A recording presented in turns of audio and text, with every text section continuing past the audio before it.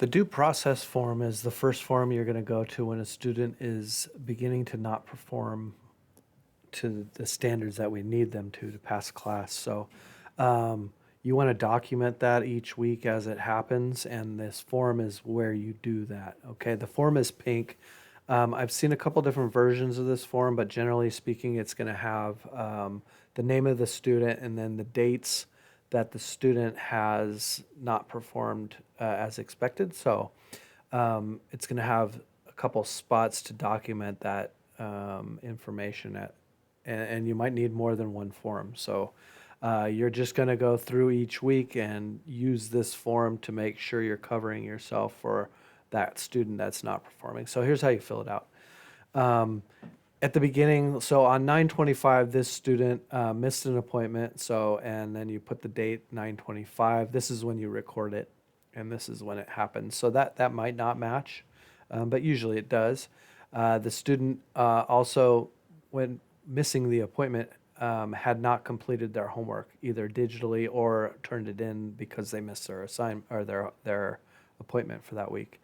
And I gave them a verbal warning. Okay, and then I document under comments that the student missed the appointment and I called and left a message. Okay, basically letting the student know that's unacceptable. Okay, the next week, 10/2, the student, I documented that they missed their appointment on 10/2 and the homework was not complete. They got a verbal warning and a warning letter sent home on month 3, and this is their first letter. So if you're not sure what the warning letter is, check the video on this same page just below the due process video that talks about how to do a warning letter. So then in the following week, this student is just kind of fallen off the map here, and we're just documenting the fact that they're really not performing at this point. And so in the third week, 10/9, the student, I've documented that the student missed their appointment, and I forgot to check that off, but they missed their appointment, and the homework was not complete. I gave them a verbal warning. I called them and let them know that they're having a lack of performance. So student also failed their current class because of the other previous problems. And so they were put on probation, okay?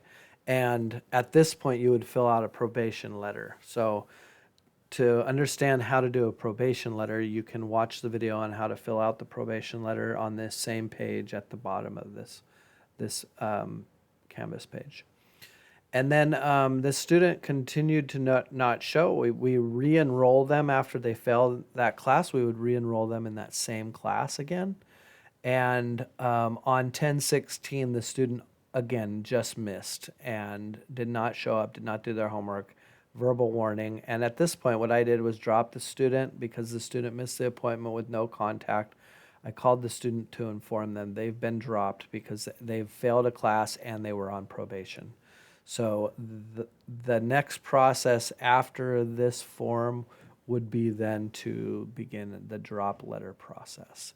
So the due process would lead to a warning letter, would also lead to a probation letter, and then from there would lead to a dropping of the student process.